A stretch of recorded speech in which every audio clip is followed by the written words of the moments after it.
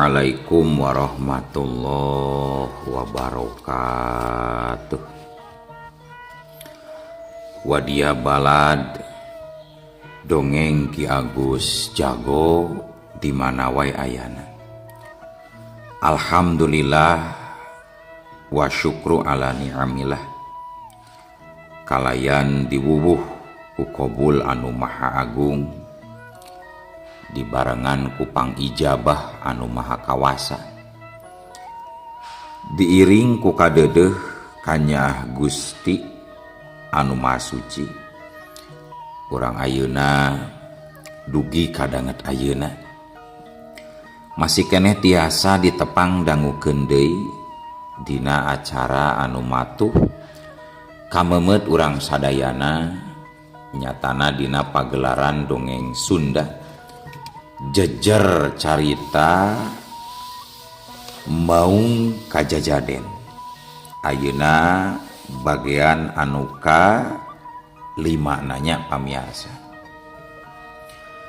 Ieu dongeng mangrupikeun buah karyana Mang Karman Arim. Atuh sumangga kanu teu acan subscribe kantun subscribe heula. Ngarah langkung pogot sareng langkung semangat deui ka si mamangna dina enggoni medar ieu dongengna. Nging hilap di like di komennya nu saseueur-seueurna.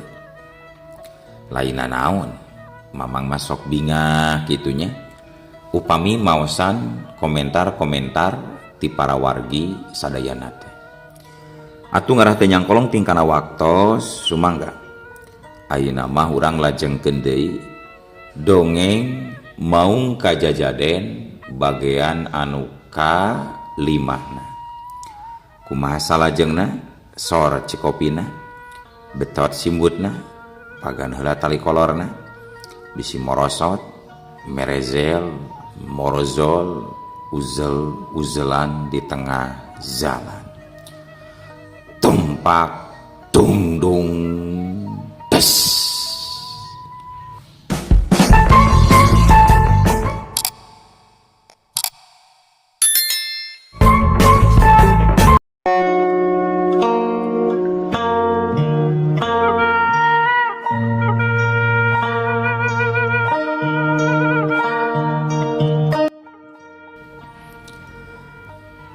Para wargi sadayana,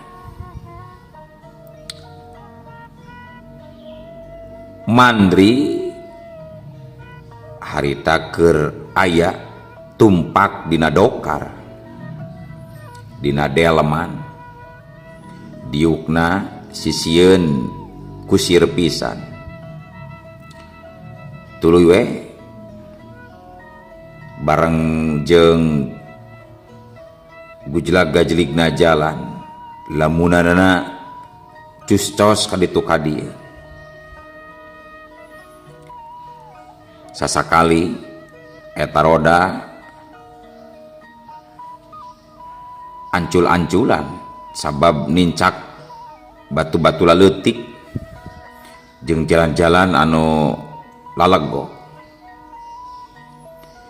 Di jalan gede leok eta dokar teh ngaleok kabeh kenca nuju ka kampungna mandri anu katelah Kampung Cisurupan. Mandri katempona mah jiga geus teu sabar hayang geura nepi imahna. Gancangna carita dokar anu ditumpakanana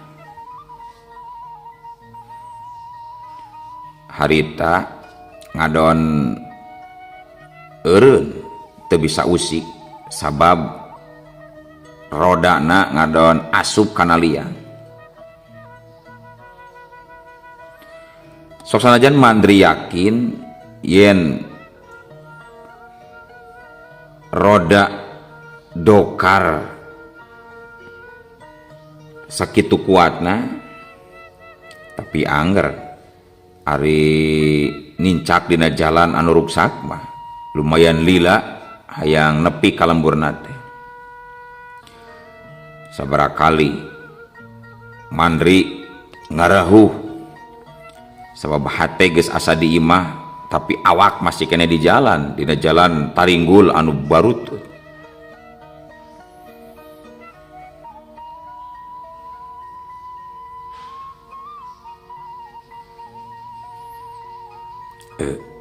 Tiasa digancangan teu Pak salit Pak, cek Mandri nyarita ka kusir. Eta kusir Dokar gancang nyepret tonggong kuda supaya leuwih gancang di leumpang. Lamun mah jalan anu nuju ka lemburna geus alus mah, jigana eta Dokar teh di jalan gede ka kampungna moal meakeun waktu mang jam-jam, tapi kulantaran jalana butut nyati jalan gede ka lemburna teh cukup lila. Sanggeus ngaliwatan pengkolan di hareup,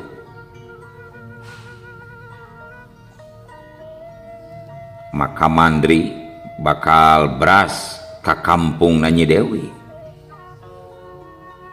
Ah Dewi, jika nama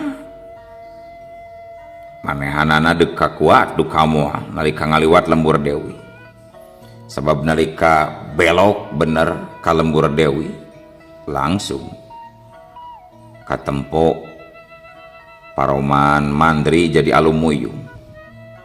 Dewi, kumaha kaayaan anjeun ayeuna? Nah anjeun masih tetap geulis seperti baheula. Nah anjeun ayeuna masih kene pasok nyeusehan pakaian kawalungan. Kitu nu aya dina gerentes hate Mandri dina waktu harita nalika geus asup ka lemburna Nyi Dewi.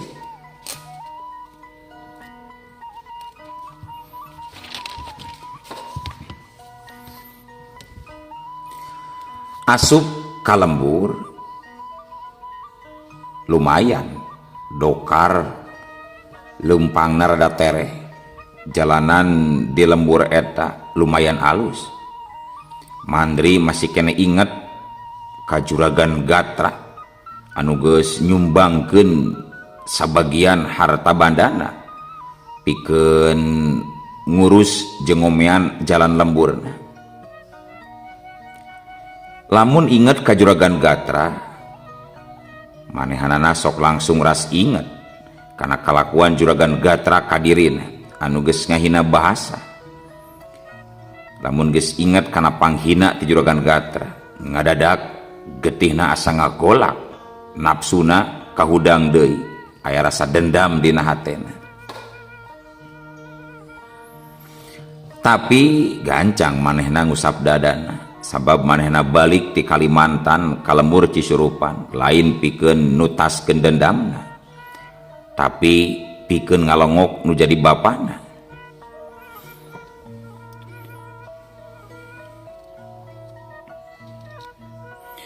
Dokar anu ditumpakanana harita mimiti ngaliwat ka jembatan walungan anu ngagulidag hanapna eta jembatan. Di dinya pisan manehana baheula sok sering paduduaan maling-maling ti Juragan Gatra. Di pentaseun jembatan Mandri gancang turun, tuluy ngodok sakuna gorehel ngaluarkeun duit, tuluy dibikeun ka kusir Dokar. Geus kitu mah Mandri gancang lumpat mending ngaberbet mapai-mapai tanggul walungan. Sementara kayaan di imahna Ki Kandri harita masih keneh loba jalma anu ngaraliud ngarumpul. Jika nama imah Ki Kandri can pernah subung, kabeh silih gentenan nungguan Ki Kandri salaku kokolot di eta lembur.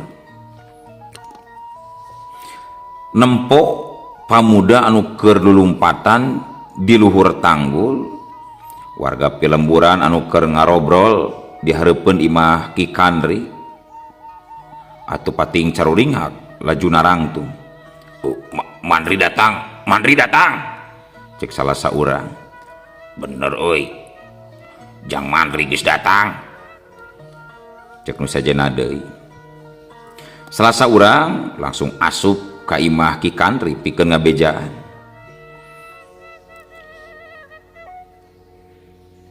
Tapi harita nalika Mandri jog anjog hareupeun imahna, jen Mandri jadi ngajenjen nangtung matung, maena kaget.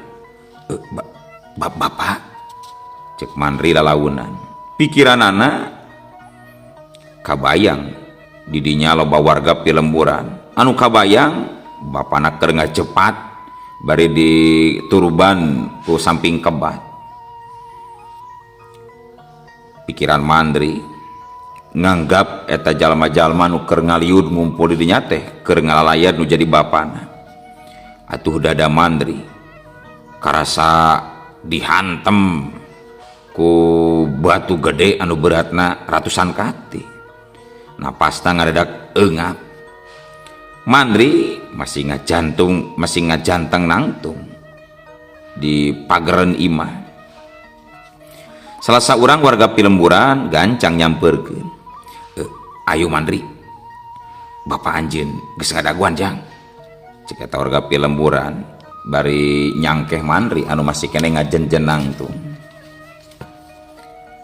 Atuh koloyor, Mandri leumpang ngoloyor ditungtun ku warga Pilemburan. Lempang tiburuan nepi ka tepas, warga Pilemburan napuk didinya ngariung. Tetepan Mandri harita seukeut neuteup kana bale-bale imah. Bapak, harita Mandri lompat ke arah nu jadi bapana bari nyegruk ceuri. Mandri ngarangkul ngagalentoran anu jadi bapana anu keur ngalempreh tempes-empes. Warga Pilemburan anu mimitina mah napuk ngarumpul di teras imah. Ayeuna mimiti sawareh-sawareh kaluar, nu sawareh diarasup sabab hayang nyaksian jeung nempo kumaha nyacapkeun kasonona hiji anak kan jadi bapa. Bapak, cek Mandri bari murubutkeun cimatana. Mandri ceurik gagauran teu jauh beda we seperti budak leutik nu haengeun jajan. Lalaki anu digalentoran ku Mandri nya kalau lalaunan mukakeun panonna. Kadenge Ki Kandri batuk.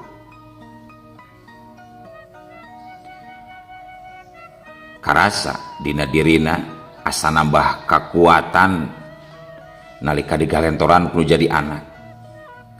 Nepi ka leungeunna bisa usik saeutik. Laju ngawales kana galentoran nu jadi anakna jeung usapan buuk nu jadi anakna. Mandri gancang ngalepaskeun rangkulanana. Teutepanana mencrong karena setiap tatu anu napuk dina waruga Ki Mandri ti luhur nepi ka handap. Tatu anu geus katempo garing tapi luhurna katempo masih bunyanyahan base. Aya getih anu ngocor dina palebah dadana. Warga Pilemburan anu nyaksian kejadian eta ngarasa heran jeung dina pikiran masing-masing kabeh pada ngabayangkeun kana kejadian anu teu dipiharep anu bakal nimpa ka diri Ki Kandri. Katempona Ki Kandri geus teu kuateun deui pikeun nahan getih anu tuluy ngucur liwat tina dadana. Kunaonnya getina jadi ngucur geuning dina dadana, kamari-kamari masa teu keluar getih, cek salah saurang ngaharewas ka gigireunana. Jika nama euy Ki Kandri kasaktianana geus luntur euy nalika paantal kulit jeung jadi anakna, tembal salah saurang. Jalma anu gigireunana unggut-unggutan tanda ngarti kana caritaan babaturanana. Mandri nempo nu jadi bapana ngadon guyang getih, ngadon jadi sedih. Laju gabrug ngarontok deui kanu jadi bapana. Mandri, cek bapana halon. Mandri cengkat bari ngalepaskeun rangkulan tinu jadi bapana lalaunan. Kumaha ama? Kadi sing deukeut jang sing deukeut, cek Ki Kandri meh teu kadenge. Mandri gancang ngadeukeutkeun ceulina meh ditompokeun kana bibir nu jadi bapana. Mandri paham kunaon sababna bapana nitah ngadeukeut, pasti bapana bakal nepikeun hiji hal. Mandri nyangka bapana bakal mere wasiat anu panungtung. Warga Pilemburan anu masih ngaliud di buruan kabeh pada arasup ka jero hayang nempo. Ki Kandri harita jiga geus siap-siap erek nepikeun wasiat kanu jadi anakna nyaeta Mandri. Ki Kandri ngaharewos dina ceuli Mandri, sorana halon pisan meh teu kadenge. Mandri, Bapak menta anjeun kudu sadra pasrah jeung tumarima, cek Ki Kandri sorana pegat-pegat. Mandri beuki ngarancungkeun ceulina sabab kurang jelas. Nyapa kunaon bapak ama nyarios kitu? Ama ayeuna erek reureuk pikeun salilana,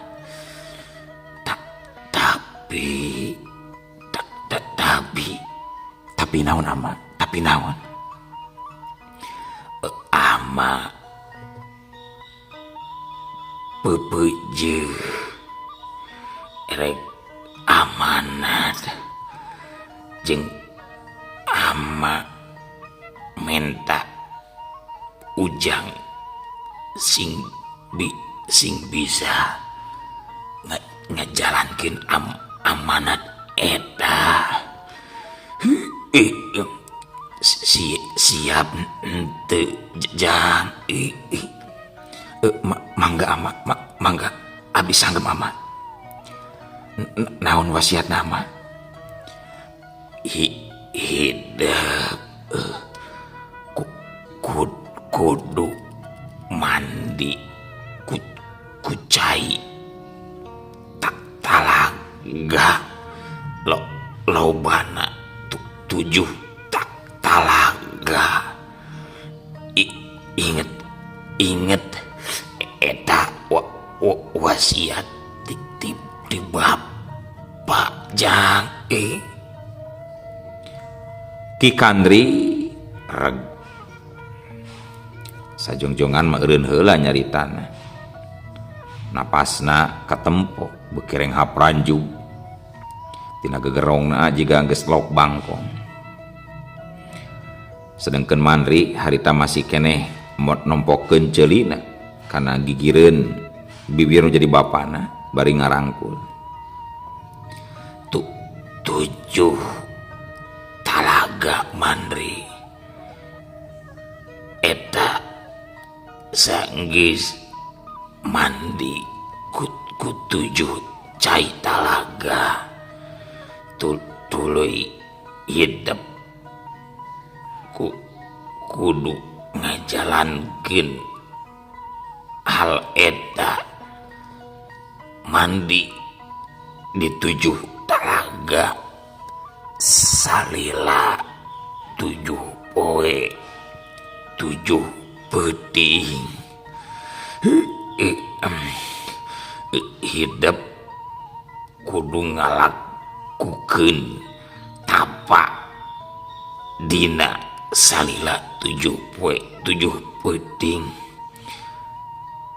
sanggeus tapa mandi tapa deui mandi deui eta mandi jeung tapa 7 poe 7 peuting kudu ditungtungan pas dina malam Jumaah Kaliwon sanggup hidup pikeun ngalaksanakeun wasiat Bapak Mandri. Ceki Mandri sorana beuki pegat-pegat jeung bari halon. Abdi sanggem ama sanggem abdi bade ngeestokeun wasiat ti ama. Cek Mandri ngahareos sorana jiga nu katahan. Ayeuna ama geus teu kuat Mandri. Bapak geus capek. Leungeun Ki Kandri harita ngangkat laju ngusap kana sirah Mandri. Warga Pilemburan anu masih aya di imah eta katempo kabeh jiga anu taregang kabehanana teu bisa ngadenge kana naon anu keur diharewoseun ku Ki Kandri kanu jadi anakna. Dina pikiran masing-masing kabeh pada nyangka itu ieu, tapi saurang oge eueuh anu pas nebak kana naon anu diharewoskeun ku Ki Kandri kanu jadi anak nanya eta Mandri. Mandri harita katempo nempelkeun biwirna dina ceulik Ki Kandri. Ama saha anu geus ngagunasi ka ama? Saha anu geus ngalakukeun tindak laku kejem jeung telenges ieu ama? Cek Mandri sorana asa katahan. Leungeun Ki Kandri masih ngusapan sirah anakna, tapi karasa ku Mandri usapan jadi bapana beuki lila beuki lemah. Napas Ki Kandri beuki pegat-pegat. Ama enggal sebatkeun ama, saha anu geus ngalakukeunana ama? Cek Mandri semu maksa. Ki Kandri teu ngajawab. Anu kadengengan ukur lok bangkongna napas anu geus pegat-pegat. Atuh sirah Kandri katempo beuki ditungkulkeun ditompokeun bibirna kana ceuli bapana. Sebatkeun ama, saha jalmana? Saha? Cek Mandri maksa. Ga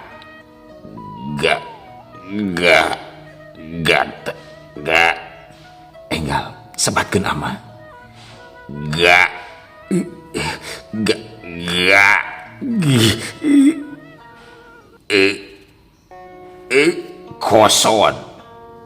kosot ceklek kulahe acan ge parat nyebutkeun ngaran jalma anu geus ngaguna sikadirina. Harita kaburu manten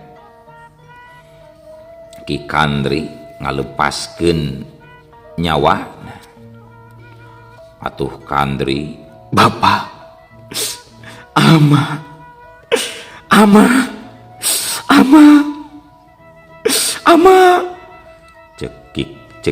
cek Mandri, tapi bapana geus usik teu malik. Nalika diusikeun teh ngadon usik kabeh. Ki Kandri geus pralaya. Lalaki eta binasa sanggeus mere wasiat kanu jadi anakna, tapi can sempet ngabejakeun saha jalma anu ngalantarankeun Ki Kandri binasa.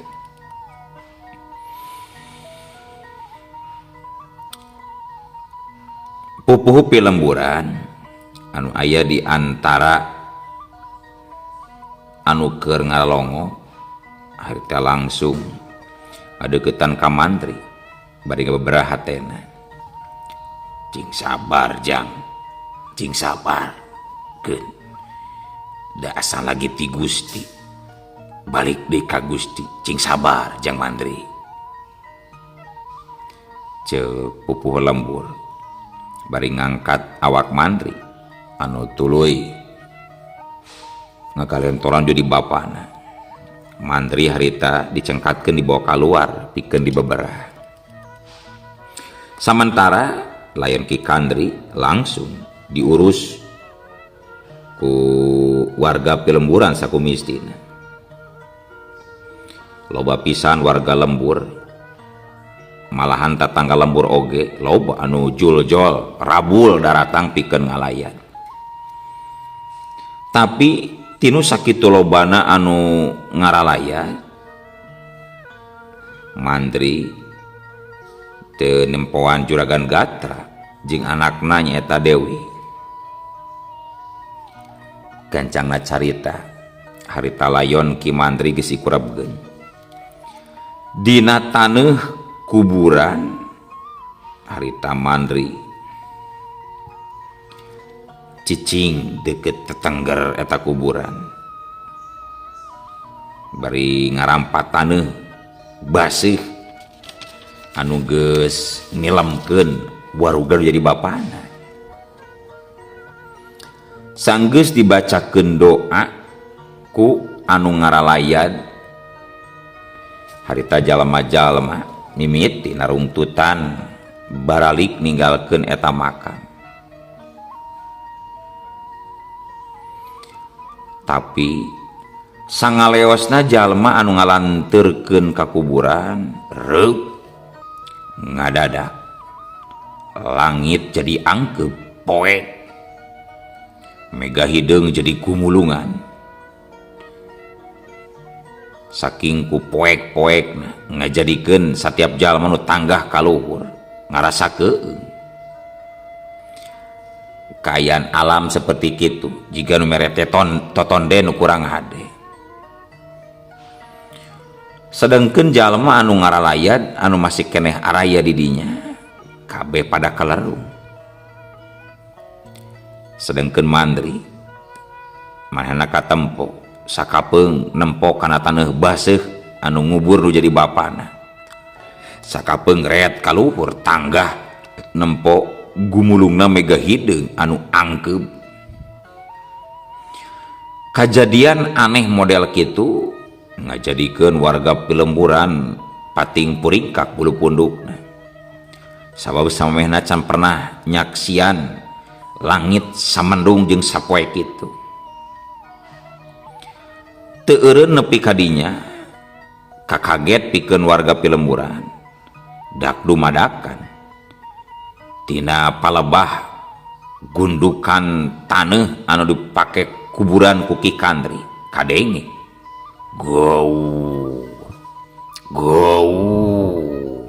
gaur jelas pisan nong toreng dina ceuli aya sora maung anu ngagaur. Eta sorana saking tarikna nepi ka melengking pereus kana kekendangan. Langit beuki lila beuki angkep jika nu rek runtuh. Cai hujan geus teu kaampeuh deui, curulung hujan ngakebret tarik. Meh juga anu dicicikeun langsung ti langit. Warga Pilemburan beuki heran kejadian eta cepet pisan. Sora maung lalaun lambat laun leungit bareng jeung raatna hujan. Mega hideung anu tadina poek ayeuna mimiti nyingrai caang deui, langit jadi biru deui katempona. Tapi nalika kaayaan alam geus caang deui, no atuh ari ujug-ujug eueuh waktosna kabujeng seep wadia balad dongeng Ki Agus Jago. Keun atunya ieu dongeng teh urang cekapkeun we heula dugi ka dieu. Insyaallah enjing pageto baris dilajengkeun deui. Atuh ku kitu ku kieuna mamang sajamit mungkur amit mundur ti payuneun para wargi sadayana. Hayu ah. Assalamualaikum warahmatullahi wabarakatuh.